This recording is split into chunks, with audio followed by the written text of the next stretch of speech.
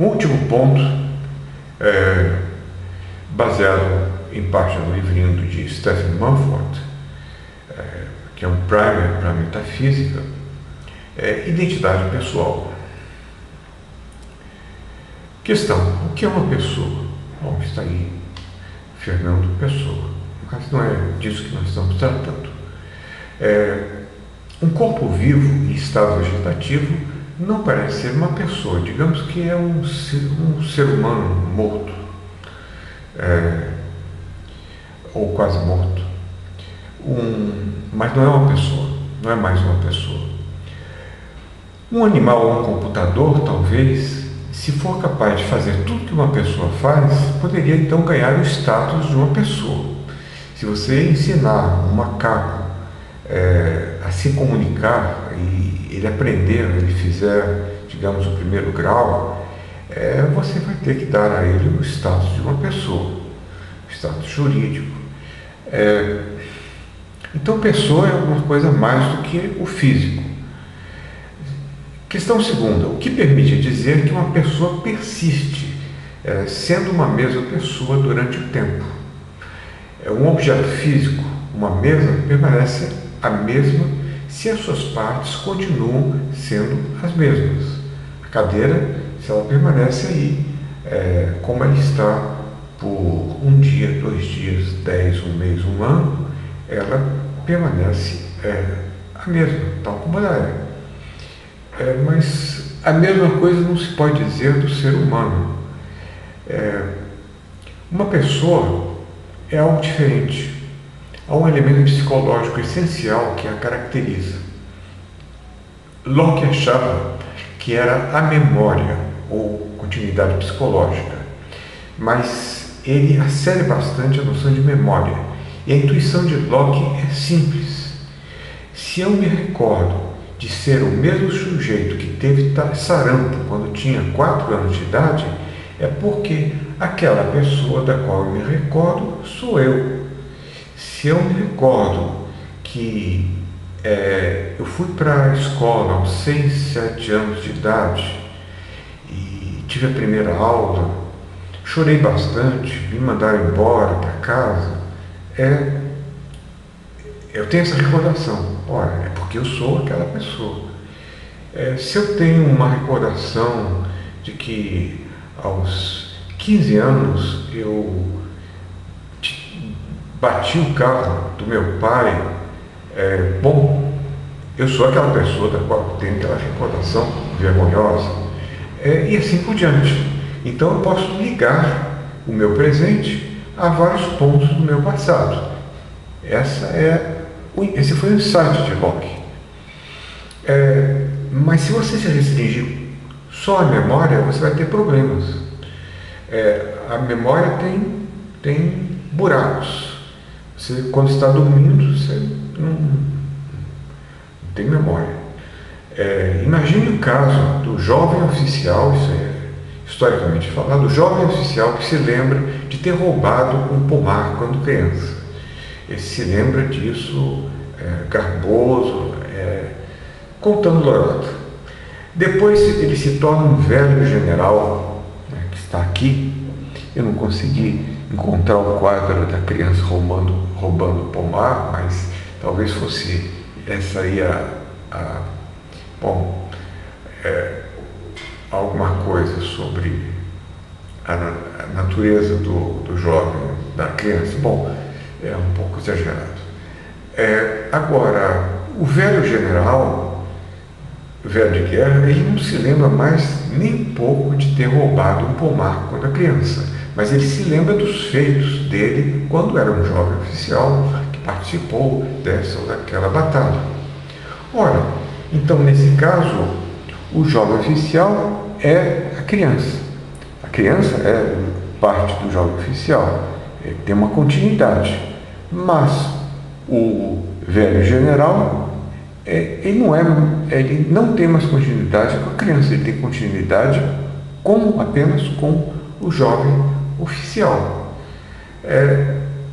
Ora, mas isso aí parece quebrar a continuidade, porque a criança e o velho general são afinal a mesma pessoa. Então, não é só isso, não é só a memória.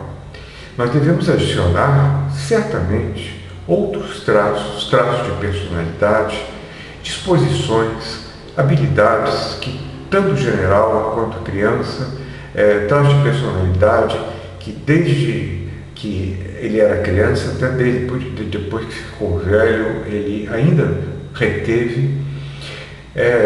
Por exemplo, ela tinha boa memória musical e espacial. Ainda tem. Tinha péssima memória simbólica. Uma personalidade melancólica, pouco incisiva, curiosa, preguiçosa, e ela ainda é assim. Então, nós podemos ver a coisa dessa maneira, de modo a considerar um todo psicológico, de traços importantes. Então, a nossa continuidade psicológica, segundo Mumford, eu não concordo muito com isso, ele usa uma metáfora de Wittgenstein, deve ser como as cerdas de um mesmo fio. Nenhuma das cerdas se estende do início ao fim, mas juntas, elas entremeadas entre si, permitem formar um fio contínuo. Duvido disso. Na verdade, se digamos que uma pessoa viva 100 anos e ela esqueça, depois disso ela se esqueça de tudo que aconteceu e mude a sua psicologia, mude em todos os seus traços psicológicos, ela recebe uma injeção de renovação e ela começa de novo a se tornar, ela se torna diferente, se torna uma pessoa totalmente diferente. Uma injeção que contém aí se torna uma pessoa totalmente diferente. E por mais 100 anos. Aí começa a degradar, recebe uma outra injeção e começa a adquirir novas memórias, não se lembra mais de nada do que aconteceu e começa a adquirir novas habilidades, novas personalidades, novo caráter, etc. Por mais 100 anos, até que morre. Ora, eu diria que foram 3 pessoas, não é uma só. Mas, deixando isso, Descartes achava que o que permitia a continuidade era a alma imortal, mas não estamos hoje mais tão certos disso. Para Descartes, isso aí é história, há 2 substâncias, a substância pensante e a substância extensa. Substância pensante, a res cogitans, é finita, o caso da nossa alma, somos res cogitans. E tem também a substância pensante infinita, que é Deus, talvez os anjos também, cuja essência, a essência de todas elas é o pensamento, a essência da substância pensante. A substância extensa é a res extensa. São as coisas do mundo físico, cuja essência é a extensão. O autor do livrinho nota que há um problema com 2, uma vez que extensão sozinha não basta. É um vazio entre essa câmera e esse computador, não forma um objeto físico. Nós precisamos de algo mais, que é a impenetrabilidade ou a solidez, diz o autor. Isso nos casos dos objetos materiais usuais, mas o que dizer com relação a líquidos e gases? Não são sólidos, são líquidos, são penetráveis. Talvez nós devamos falar de uma massa que é uma massa diferente, que os físicos notam que existe um tipo de massa que é próprio dos objetos físicos, da água, dos líquidos, dos gases, das massas gasosas, dos átomos, das partículas subatômicas, mas não é própria da energia. E essa massa seria característica essencial da res extensa. Eu esqueci o termo que os físicos usam para isso. E há um problema com relação à mente e corpo no caso, pois essa deve ser uma relação causal. Se eu me firo, eu sinto dor. Então, sentindo dor, eu movo o corpo, eu tiro o pé de cima do caco de vidro ou o que for. Mas a relação causal é de um movimento de corpo físico que transfere o seu momento a outro corpo físico. Isso é o que normalmente acontece. O corpo físico empurra o outro e transfere a sua energia para o outro e o outro se movimenta. Mas isso parece impossível se nós considerarmos que a substância pensante, diz Descartes, não ocupa espaço algum. Então, como ela pode interagir com o corpo? Alguém objetou, fez essa objeção a Descartes. Ele disse que tem coisas que têm que ser consideradas como um mistério e não tem resposta. Então, se você for religioso, você se segura na posição cartesiana. Agora, voltando à questão, é a continuidade psicológica suficiente? Há meios de mostrar que não. Devido a uma falha na teletransportação, o Capitão Kirk é duplicado. Isso é o que se lembra o autor. Mas como ambos são, digamos, psicologicamente iguais, qual é o verdadeiro Kirk? Não parece mais possível responder. Dizer, na soma criterial, 1 mais 1 é igual a 0. Nós não temos mais o Kirk. A não ser que você diga que existe o Kirk 1 e o Kirk 2, mas isso já é outra coisa. Derek Parker foi um filósofo que explorou esses experimentos. Certamente ele viu, quando criança, o Star Trek e o Capitão Kirk, etc. E ele imaginou que uma pessoa fosse teletransportada para Marte. E a máquina de teletransportação lê todas as células e locais moleculares do corpo, destrói o corpo e constrói o corpo lá em Marte. Devido a um defeito na máquina, uma pessoa idêntica permanece aqui. Digamos que isso aconteça, que a máquina não destruiu. Então o sujeito, eu acordo lá em Marte pensando, a última coisa que eu fiz foi entrar na máquina de teletransportação. Aí eu telefono para a Terra, não é minha surpresa, que quem eu encontro na Terra sou eu mesmo da Terra. Então, a pessoa de Marte telefona para ela aqui na Terra. Quem é quem? Nós preferimos considerar que a pessoa que ficou na Terra, que permaneceu em sua continuidade, é a pessoa e não a pessoa que foi para Marte. Nós temos essa disposição de pensar assim.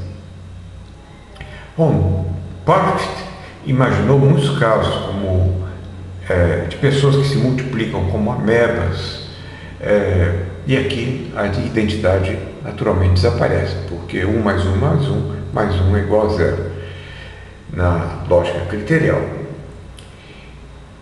Então nós precisamos, a conclusão é que precisamos de algo mais, alguma continuidade física ou físico-causal, uma linha temporal contínua qualquer. Só isso me permitirá dizer que uma cópia de mim não serei eu. Contra isso, retorna aqui o Sidney Shoemaker, ele imaginou uma máquina de substituição do corpo. Maker é um psicologista aí na permanência da identidade pessoal. Então, em um mundo com elevados níveis de radiação que causam câncer, as pessoas são de tempos em tempos enfiadas em um tubo. Dentro deles, em 2 horas, as suas células, todas, inclusive as cancerosas, são destruídas e substituídas por células iguais, mas sadias. Após algumas horas, a pessoa sai da máquina e diz: eu sou a mesma pessoa, mas o meu corpo agora é um novo corpo. Assim, parece que a continuidade, a identidade pessoal no tempo, a permanência do mesmo no tempo, é resultado da permanência psicológica. A continuidade do corpo não importa, e sim a continuidade psicológica, diz o Sidney Shoemaker. Mas podemos demandar uma continuidade físico-causal. As células do corpo da pessoa no tubo tiveram um papel causal em sua cópia computacional e em sua substituição por outras células idênticas sadias, repostas nos mesmos lugares, de modo a que a estrutura permanecesse a mesma. Pode não ter sido continuidade física, mas foi uma continuidade causal ou físico-causal. Então, eu acho que dá para responder o Sidney Shoemaker defendendo uma ideia de continuidade mística continuidade mista físico-psicológica para explicar a identidade temporal da pessoa. Outro problema é que a memória parece ser insuficiente por si mesma. Considere o caso de falsas memórias. Tendo perdido a razão, um historiador especializado em Napoleão começou a acreditar que ele era Napoleão. Ele recorda-se dos menores detalhes de sua vida como Napoleão, mas ele não é Napoleão, porque não tem o corpo de Napoleão, nem a história física de Napoleão que se deu lá no século XVIII, e além disso o corpo de Napoleão encontra-se enterrado e o Napoleão teve uma outra continuidade física. Então, não é Napoleão, embora ele pense que seja.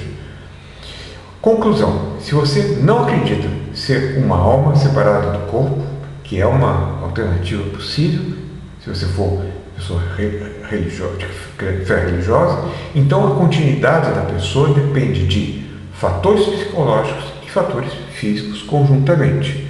Eu escrevi um artigo sobre isso e eu propus no final um critério misto de identidade pessoal. Nós precisamos ter critérios físicos, continuidade físico-causal unilinear, que inclui a relação causal, por exemplo, da máquina de substituição do corpo. B. Critérios psicológicos, permanência de um sistema integrado de capacidades intelectuais, entendimento, raciocínio e linguagem, memórias, pessoal de habilidades e estruturas afetivo-volicionais, personalidade, temperamento, caráter. E agora nós temos uma regra aplicada aos critérios.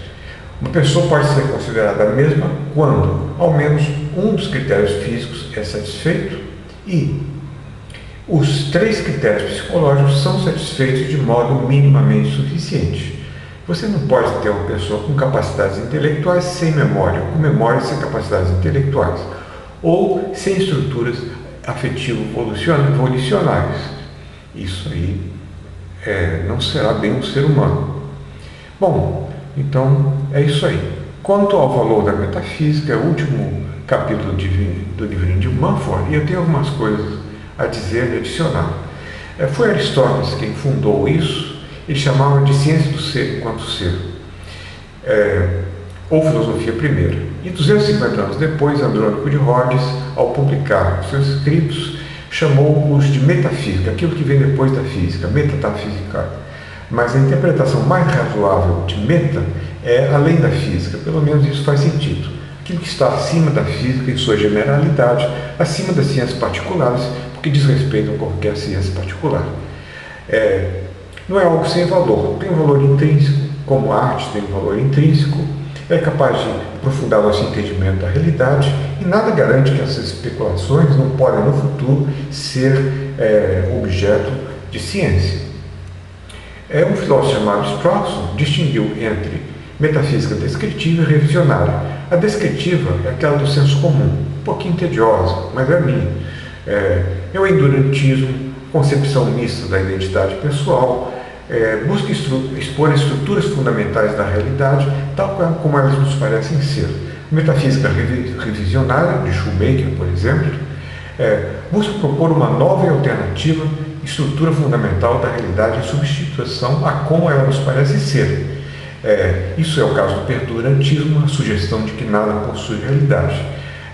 Agora, isso é importante porque são produtos da imaginação que nos obrigam a considerar e reconsiderar os nossos conceitos e analisá-los mais profundamente. Eu diria que existe quase que uma dialética entre metafísica descritiva e revisionária. Bom, então é isso.